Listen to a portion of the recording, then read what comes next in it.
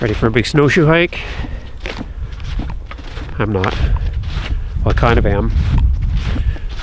So what I want to do is go and check up in the swamp and see if there are active beaver lodges. This is a trap scouting mission, so that's where I'm headed. I'm trying out my my new Christmas snowshoes. The varnish is so new on them that I'm finding them really slippery, but it's all right. I've already been out. This morning I did an 18-kilometer ski. It took me 2 hours. So I already got my exercise for the day, but you can never have too much exercise, I say. And I think I'm gonna track this on my Fitbit. We'll see how far I go and how many calories I burn for the time I'm out here snowshoeing around with a backpack, camera, on a minus 3 degrees Celsius day. There's quite a bit of snowshoe hare activity. Lots of packed down trails and some spots where they've been browsing. There's been a lot more snow than the last time I took you guys out here. Probably there's close to 3 feet. Fortunately, because I don't have a snow machine, but my friend Rob, who you've seen on a few videos, he helped to build the bushcraft fort, for example.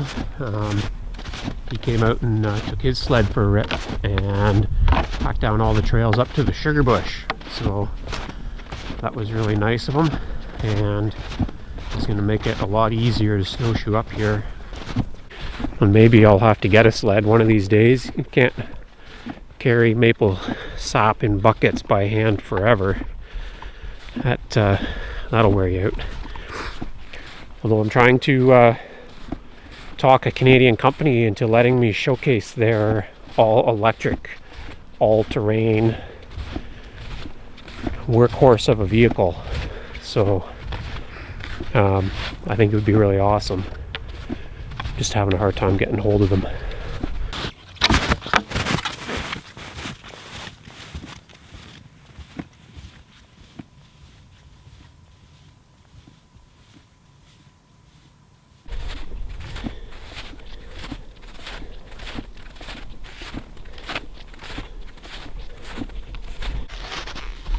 Posted a video about this recently, but this is one of those spots where grouse went in under the snow, had a little poop in there, and then stayed the night and flew out. That might be another one over there. Nice fox track here. I was thinking about maybe trying to trap one this winter. Maybe if there are some beavers to trap and Chris and I get out after them, we'll do a whole trapping show. Maybe do some red squirrel traps, fox traps, set some hare snares. Maybe we'll dig out the hare pound, put some fresh branches in there and get that one going again. If you haven't seen that, that's been in some of my recent videos this winter and on the Wooded Beardsman's channel. Check them out. See, the hares here basically have come and must have been standing up on their little back legs, because even some of these twigs have been chewed all around the base of this birch tree. It's going to be a little bit of a project check-in video. You guys will get to walk with me here, and I'm going to check in on all the spots where we've been having adventures or building stuff or doing stuff. There's one right here. This is where I hung my timed feeder towards the end of the rifle season and never had a single deer visit. Actually didn't really have much of anything visit, but the tripod's still set up there, and maybe set it up again next season. Well, we're gonna step out of this nice skidoo path here and spot over here. Yeah, these snowshoes, they sink a bit, but certainly better than not having snowshoes. They work really good. This is only the second time that I've had them out. Oh, look at that. Pounded down hair path there. Let's get a snare right in where the branches would obscure it. Catch a snare. Catch a snare. Snare a hare there for share. For sure. Say that 10 times fast.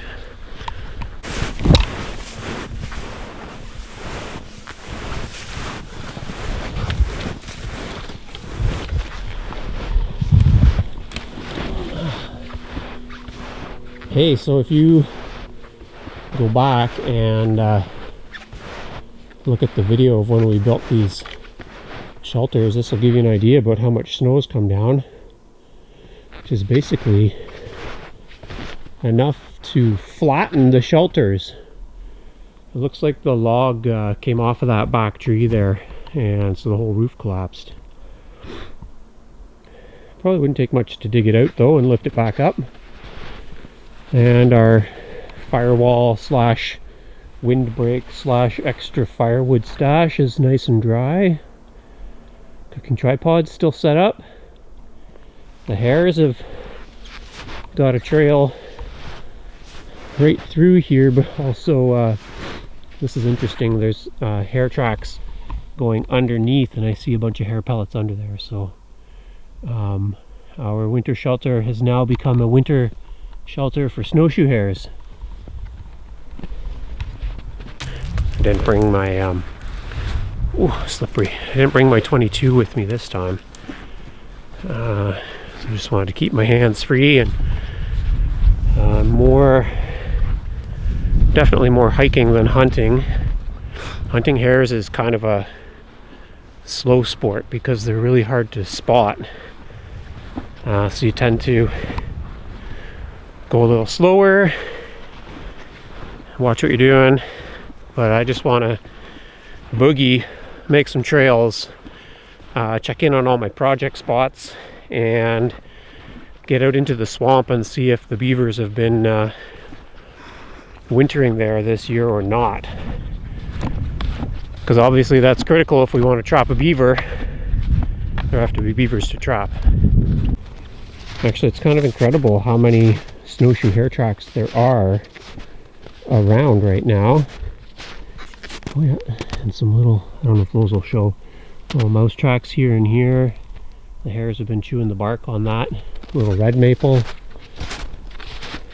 Lots of tracks along these edges. Well, there's a fresh one. That chewed up bark. That's a sugar maple. That's what that one is. And it's almost time for me to start chewing up some sugar maples as well. Tap some, make some maple syrup with the family, maybe get some friends out, and cut some firewood. I actually cut a fair bit of firewood last year. We're gonna go check in on that Dominion and Grimm evaporator there. I got a part on order, so I'm gonna get it set up real soon. And hopefully not too late to get the early part of the season, but once I get that all set up, we can tap some trees and start hauling and burning. Oh yeah, so I was going to say I have a pile of firewood from last year and the year before, but I've been trying to keep it shoveled off so the sun stays on it, keeps it dry, because I haven't built a woodshed there yet, and I also haven't built a sugar house, which I really need to do, and I think is a coming up project. If you're interested in that, I'll be doing some filming. Here it is. I actually haven't been up here since Rob did all the trails, but they look really good. And these other snowshoe tracks, this is from my sister coming up. So there's my firewood.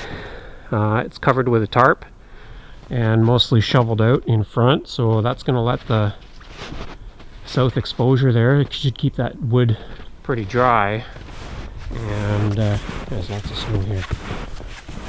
This whole big lump here is all firewood that I didn't really get covered, and so it has to either get put to use in the fire pit here where the tripod is, or it's got to get restacked and covered so that it dries out, and then I can burn it in the evaporator, which needs a little bit of TLC, so it's holding up okay, except that there's a fair bit of snow on the one side here. I'm gonna have to shovel some of that out, just to take the weight off the edge, and bring up my, well, shovel out the entranceway. Look, the hairs have been in here too. Bring up the finishing pan, the transfer box, the intake box, get all those put back together, and it'll be ready to rock.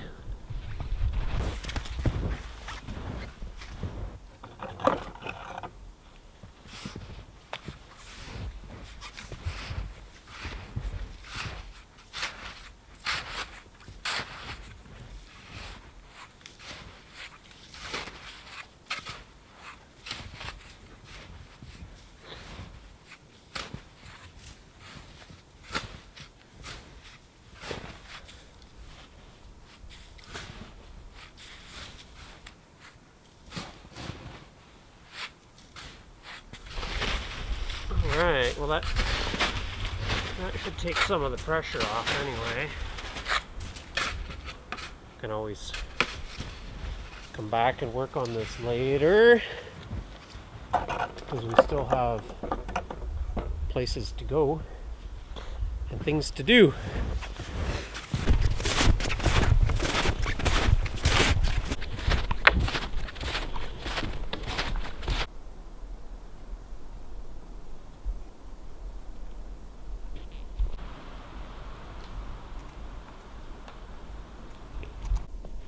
Alright, well, this little side trail here takes us over to the bear stand. I did a fair amount of bear baiting this fall, and no bear visits. But what did happen is somebody stole my game camera. They went to my bear bait that's on Crown land, public land, used the barrel that I fixed up there, and baited it, and then they took my camera, which is kind of sad. And I've got a new one now. I just haven't set it up yet.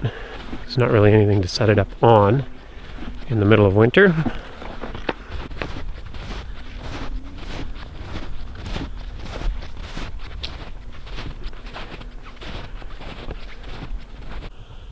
Well, this poplar top is newly fallen since the last time that I was out here, so that'll be on my list of cleanup. But it's cool. It's a living top. You can see the buds on there, and it has provided a feast for snowshoe hares. They found it, and they've been all underneath chewing off all the little twig ends and stripping some of the bark. Kind of looks like some trees fell over by my bear stand too. That could be problematic.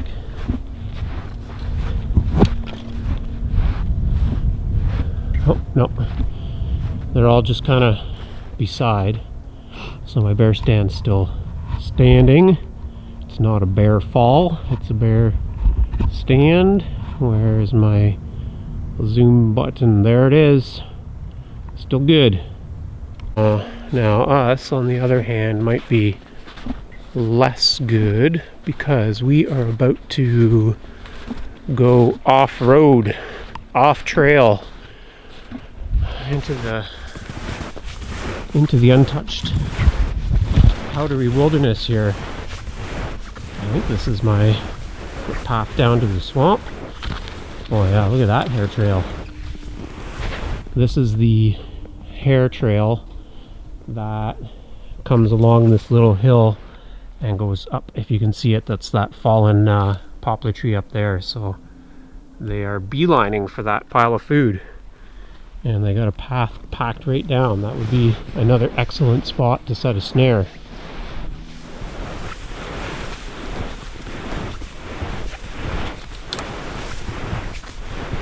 So one of the tricks in these kinds of woods is when you get these little balsams and other shrubs, they can hold big air pockets under the snow. And then when you're walking, you sink a certain amount and then you hit one of those air pockets and you're in a little deeper than you planned. Holy, look at this hair trail. That is a highway. That is a hair highway, and another excellent one to set a snare on. And it is right on the trail that takes us to the beaver swamp. So we're almost there. Fingers crossed that there are beavers living in the beaver swamp this winter.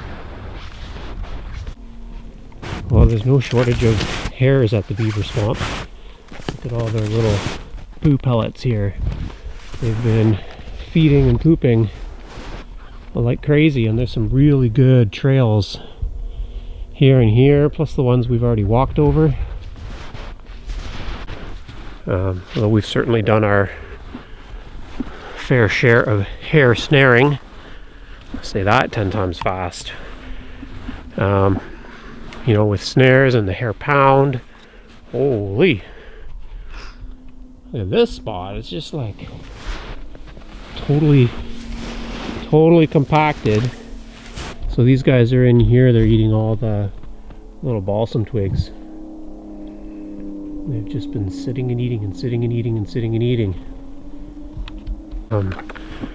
Actually, a lot of people say that hares taste like balsam or spruce in the winter because of the amount of that they eat, but I haven't really noticed it myself. But you probably also know about me, I don't have a very refined palate, so maybe the stories are true. This balsam has been browsed quite a bit higher off the ground, so these are all at my eyeball height. I'm 6 feet tall, I'm standing on at least 2 feet of snow. So this is moose browse. The moose came through here, and in the winter they browse a lot of balsam branches. One of their main winter foods. I haven't had a chance to take this old canoe out on video yet, but I dragged a canoe up to this swamp because I thought it would be good for doing some little backyard duck hunts and back 40 duck hunts, and I didn't previously have a way to retrieve ducks if any ducks were in fact shot. Okay, so this is the swamp, and it's deep enough that I definitely wouldn't want to break through. Unfortunately, I don't have an ice chisel. I don't really have a good way to kind of test, clunk, clunk, clunk, test the ice out in front of me. And right now, there's always clues, right? So these little bumps, these are stumps and old trees that are part in the water, part out, which you have to be careful because they'll catch the sun and they'll warm the ice around that spot, and you might get thin ice. The other thing you have to watch out for is along the edge of the dam, which is this big snaky ridge coming across here. So you get water flowing through little holes in it, and you'll get thin ice there. And the biggest hazard is when you get to the lodge. If the beavers are active, they'll have underwater, they'll have a runway where they come in and out of the lodge and access their feed bed. So normally if there's a feed bed, you'll see some branches poking out of the snow. That's not always the case. So you could have a feed bed that's completely underwater. But whew, everything just settled a little bit as I was walking here. That'll get your heart pumping. But what there always is on an active lodge is there's going to be a breathing hole, like a little chimney. So when the beavers are in there, they're warm, they're breathing, that heat has to go somewhere, and that somewhere is always usually the highest point on the lodge. There'll be a little chimney, and unfortunately I do not see a chimney on this lodge anywhere, and I don't think that there's another lodge on this swamp here. So what we're going to do, this is a chain of swamps. This is actually along this dam. This is where we caught a couple of beavers in the Wilderness Living Challenge Season 2 with Adam Craig. He came and helped us out. Now we're both licensed trappers, so we could do some of our own beaver trapping.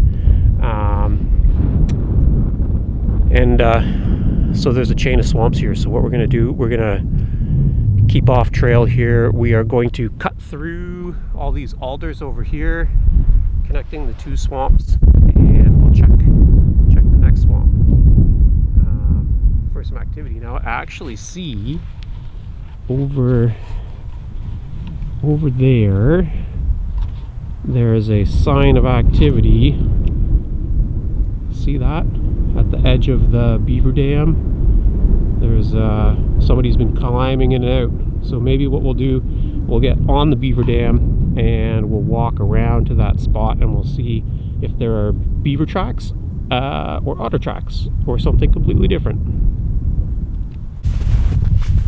My friend of mine who's passed away was a trapper, and he said when you're crossing any water where you're not too sure about the ice thickness, you should always undo your buckles on your snowshoes and just leave your toes in, and then if you ever go through, you can just kick off your snowshoes, because they'll really bog you down if you're stuck underwater.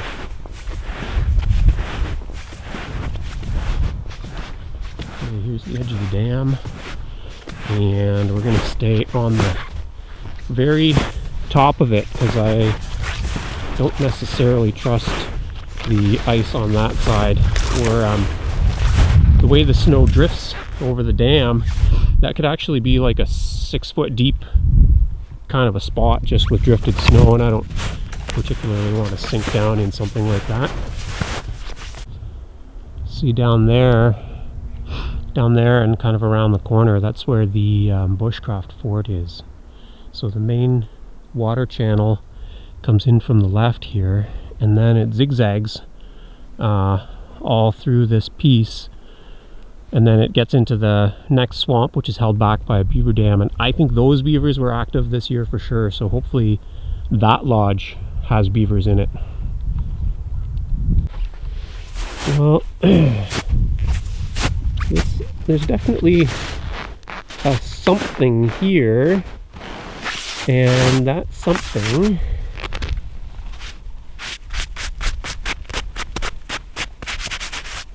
that's an otter slide. That's what that smooth icy bit is. So there's probably or was probably some thin ice right there, and otters were coming in and out. I don't think that would have been beavers, although over here I see where the snow looks really melted away in there, so there's water seeping through the dam at that point as well. And from this vantage I still don't see any other lodges on this swamp. I mean, there could be a little one tucked in somewhere that has a couple beavers, but this one's always been the main one. You can see my tracks where I was over there just a couple minutes ago, and there's another cool feature. So that snag out in the middle, that's got a heron nest on it. So when I'm back here in the summer, I'll have to see if there are active herons nesting there. Well, my I lifted my snowshoe and I bumped up against this smelly mess. And those are the spraints of the otter. That's what smelly little otter poops are called, spraints. So we're basically at an otter's toilet, this spot here. Well, I know there's a little bit of water down here, but it's not deep, and it's very narrow. Whew. Look at how deep I'm sinking, because all these branches and cattails are holding big air pockets under the snow. So I'm going to stay away from the cattails, which grow in a little bit of standing water usually. Just kind of stay to the higher ground and work my way around the forest edge there, and we'll have a look at that next swamp. Oh, so cute. I almost didn't notice, except that it's holding a bit of snow, and that's what gave it away. There's a really nice, dry, and very deep bird's nest here. Look at that, it's about 8 inches. 8 inches deep, although only the top of it is a little nesting platform. That's good fire starter right there. Off the ground in the sun. Tinder bundle. Ready made. I'll just leave it there for now. The cattail fluff, you probably know, also makes a good tinder bundle because it is also usually up in the air and in the sun. So it's usually, usually pretty dry. Oh man. Look at how deep the snow and the air pockets are here. Okay. Usually you have to fluff it up a little bit to get it to ignite. Like this one is a little bit too compressed, but if you fluffed it up and mixed it with some other materials, birch bark, cedar bark, whatever, makes good tinder. It's actually holding a coal right now, smoking away there. So that's cool. Get a little more wind on it and see what happens.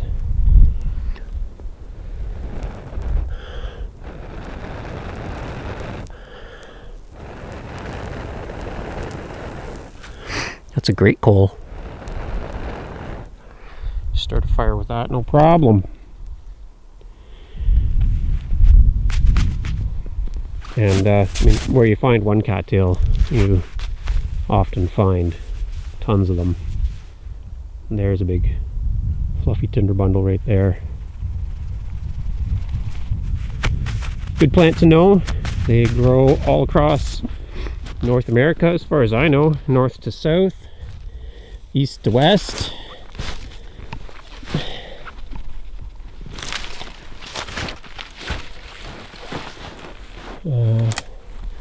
You know, one thing I have to watch out for in here, other than all these crazy air pockets, is if the beavers have done a little secondary dam and there's a pool of water that I put. Whoa!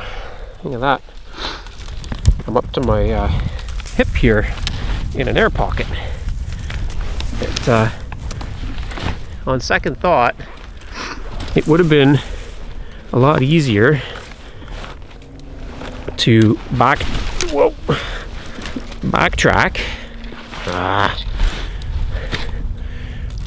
take the main trail back to the bushcraft fort, because I know Rob packed a trail with his sled, and check the dam from there. In fact, that's what I'm going to do, because I haven't actually gotten very far from the swamp. Just keep sinking. And one of the problems is if you do get a wet snowshoe, then the dry snow will stick to your wet snowshoe, and before long you are carrying around a lot of extra weight of ice, and that is not cool when you have to stop and try and break ice off of your snowshoes without breaking your snowshoes. So we'll go back. take the easy way. Here we are. Back. Whoa. Back at the dam.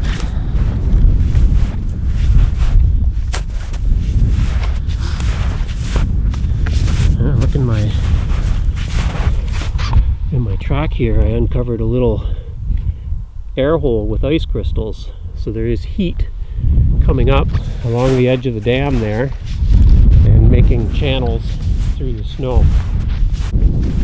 So actually, coming back on your own snowshoe path is one of winter life's simple pleasures, because all the trail breaking's been done and it just feels so much easier to walk. Here's a question for the audience. Comment below if you have an opinion on this. Pants. It's not what you're thinking. Pants. Do you tuck them into your boots to keep them dry, or do you put them on the outside of your boots to keep snow from going inside your boot? What's your preference? This is another interesting spot where, if you watch some of my videos from earlier in the season, these trees actually were leaning more over the trail, and now with the snow load they've been pushed right down to the ground. And if you look under there, again, it's another spot where a food supply has been created and there are hair tracks packed down in there. Hair tracks and hair pellets, so they're eating balsam twigs and the tips of this black ash, but mostly the tips and twigs of the sugar maple. And what's interesting is these tracks way up on top here, so they're about level with my shoulder, I guess. So, you know, some of these hairs were stepping up here and hopping up and hanging out like 6 feet off the ground, especially because over there it's like 3 feet lower than where I'm standing, so there's quite a bit of height there. Be a cool adventure for a hare. If you saw some of my last videos, you're probably wondering why I'm wearing the same bad cotton clothing as I was last time, which really chilled me and gave me quite the challenge staying warm. And the answer is that I know I'm just out here for an hour or two, and these were comfy and I grabbed them. Wasn't planning on doing anything super sweaty or that might otherwise get me wet. So I'm just looking at all these hare tracks and fox tracks. Now I did bring a couple of EDC items, so I am always ready in case something happens. Got a Bic lighter, right? You already saw me use that. Can start a fire. Got some chapstick. Actually, I had that in my pocket and I thought it was a lighter, so it was a good thing I double checked, because I almost came out without a lighter. And the cutest little flashlight you've ever seen. This is the mini Perrin. This is like the little brother to the big headlamp Olight that I've got, and it's just super small, and so far super awesome. So that, you know, super easy to carry too. USB chargeable. Keep that in my pocket. Got my knife. I always forget what it is. I think it's an Ontario Knife Company knife. So that lives in my pocket no matter where I am or what I'm doing. I've always got that with me, and that's handy pretty much any day of the week. I've got, is it sticking out of my backpack? Hopefully it's still in there. I got an axe. My somewhat longer axe. I have a short one that's a little bit too short for safe chopping, so I've got my longer handled one in here, and it probably would just have it in my hand for doing branches and stuff while I'm walking the trails, except that I've got you in my hand lugging the camera around, and then all that clunking in the canvas bag back here is my camera case and tripod. We're at the bushcraft camp.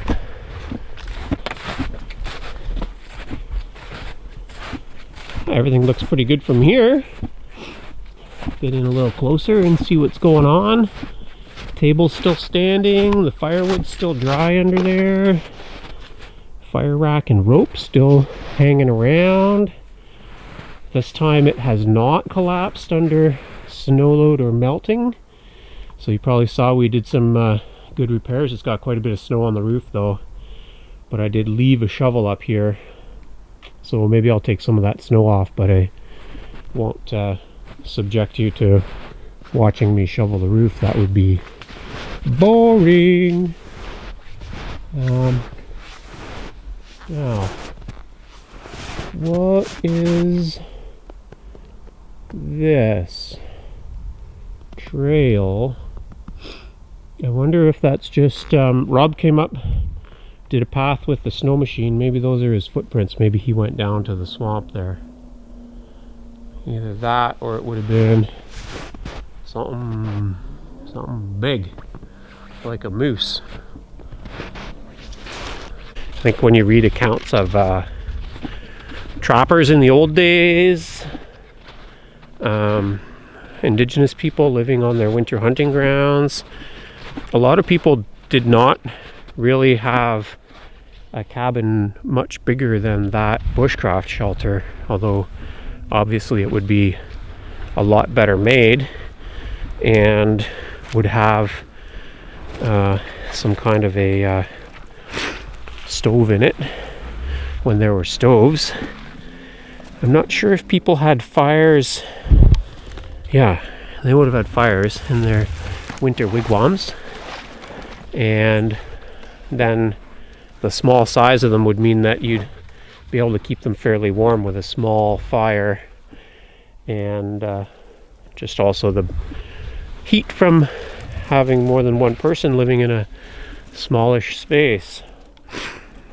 Okay, I know that there's a little pool of water there, so I'm just going to go over to the other part of the dam here.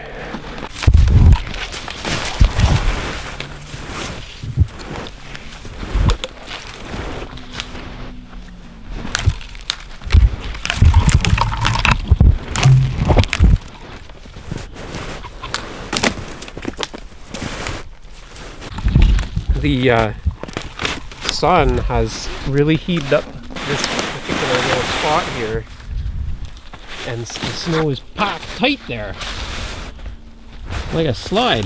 It's not fluffy like everywhere else. Okay, now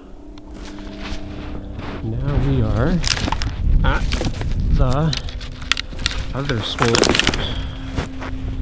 And straight across over there is the beaver house, and I might see a breathing hole in it from here, but that might just be a branch. So let's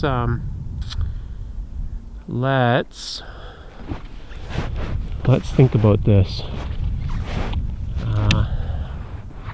The water flows in from over there, and the ice might not be great.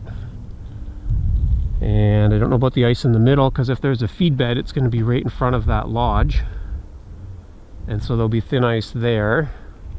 So I think we're going to walk the top of the dam and then come around the far side of it and approach it from shore. Let's do that. Let's go this way. We're going to stay out of the cattail trap with its big air pockets and alder branches tripping you up. So this is we started on the first swamp. This is the second swamp downstream from there. And then there's a third small dam over there that holds a very small amount of water. As I was coming along here, I noticed there's a somebody. Oh, I'm in an air pocket again too. Somebody's either got an entry exit or there's just heat escaping from beside the dam and warming up that hole. And pretty much that's what you're looking for on top of the beaver lodge, is a breathing hole like that. Not that they're breathing through the hole, it's just that that heat has to escape from somewhere, and so it usually comes out near the top of the lodge. There's another hole right up ahead here too on the dam.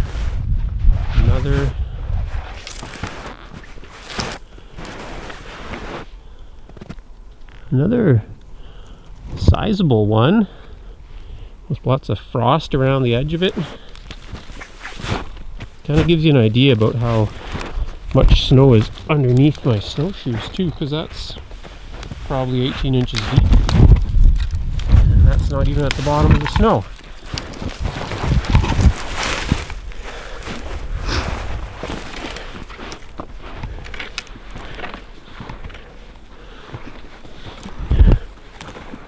Oh, there's something cool up ahead. If we can get over there, I will show you.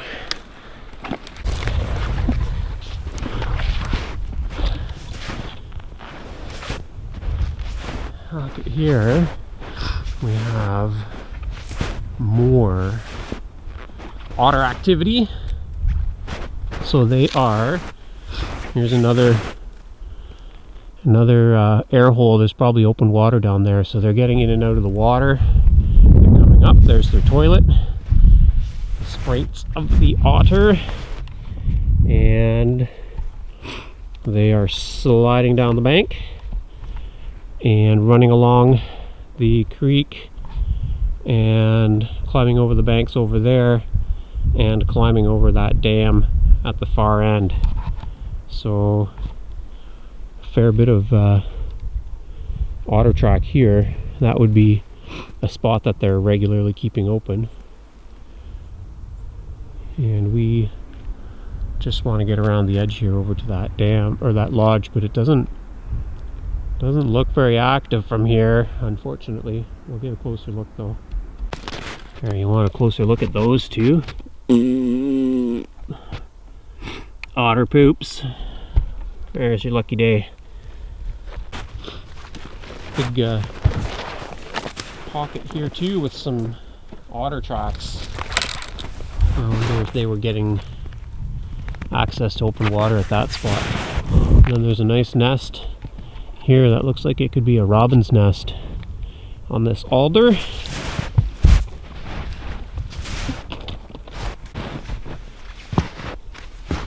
There's a getting stuck here. Another spot. Whoa!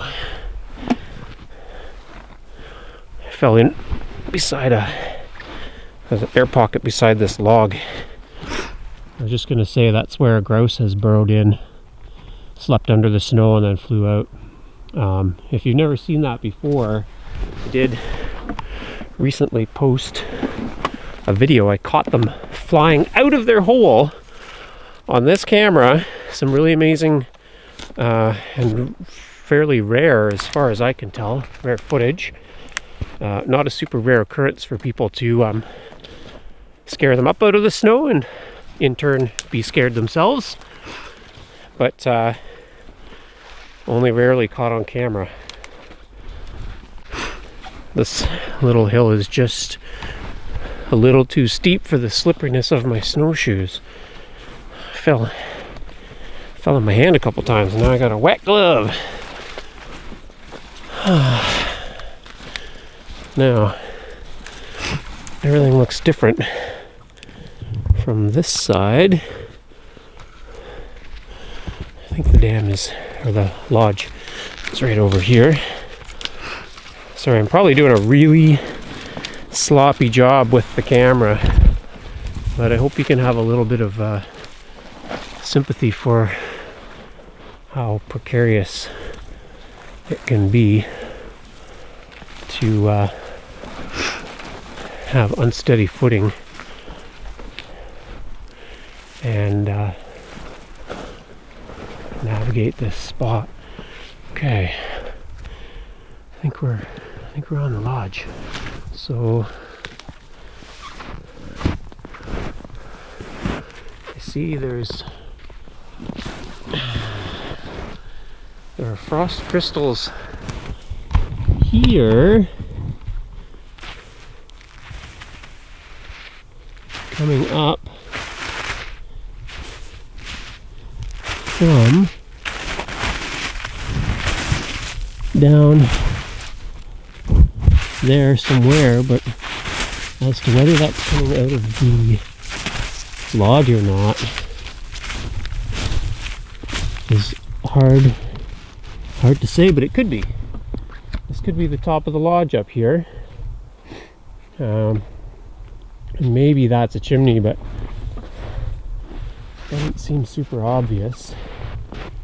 Now this piece that I saw from the other side of the swamp, what we got here, it's just a little branch and no breathing hole. And if you look around, there's no other lodge here. So I would say this is not at all promising, unless this is a very unobvious breathing hole tucked into the top end of the bank here, which is possible. It's also possible that when you walk on the lodge, you'll hear the beavers exiting. So they have a dry ground burrow inside the lodge. And then they have a water hole and a tunnel that goes out and into the water. So as they dive into the water, it displaces quite a bit of air, but you'll also hear the sloshing as they enter and exit, which I'd be surprised if I could hear that over the sound of me crunching through the snow. So I think I've had a really good hike, seen lots of evidence of other things to trap, but I suspect that a beaver is not going to be one of them on this property this winter. So I might have to see if I know somebody who's got a nuisance beaver problem and is looking for somebody to come and trap, or if I know someone with a registered trap line who has beavers to catch and would let us go and hang out there for a couple days and trap on their trap line. Okay, so we're gonna head back to the house and check in on how far we've come and how many calories we've burned on this little jaunt, and go from there. All right. Oh, oops. Knock the camera over. Why not, eh? Let's have a little peek here at... oh, come on. My battery died. Well, that's too bad. No fitness tracking for that. So it has been about 2 hours, a little bit less than 2 hours. And it was at least 2 kilometers, but a lot of zigzagging side trails and then bushwhacking through the deeper snow. So snowshoeing is very, very good exercise. A lot of core and hip kind of work if you're interested in that kind of thing. And then of course, if you're carrying a backpack, it makes it that much more I don't want to say difficult, but you're going to get more exercise out of it probably. Anyway, making the most of a winter day, and hope you are too. It is February the 20th, 21st, but Texas has got some winter days these days, apparently, all over the news, as well as a lot of the rest of the eastern seaboard of the United States. In Canada, it's winter as usual, and if you don't like winter, the best thing you can do is find something to like about it, because it does stick around for a while up here, and you don't want to stay indoors all the time. So get outside, enjoy. See you on the next one.